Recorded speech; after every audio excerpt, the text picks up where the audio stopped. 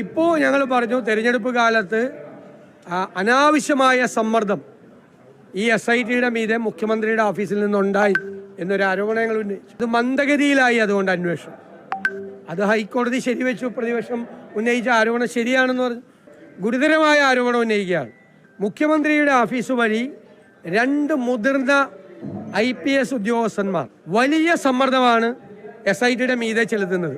മുതിർന്ന 2 IPS ഉദ്യോഗസ്ഥന്മാർ, ഞാനൊരു മര്യാദയുടെ പേരിൽ അവരുടെ പേര് ഇപ്പോൾ പറയുന്നില്ല, പക്ഷെ ദയവ് ചെയ്ത് അവർ 2 പേരും അവരുടെ പേര് ഞങ്ങളെ കൊണ്ട് പറയിപ്പിക്കരുത്.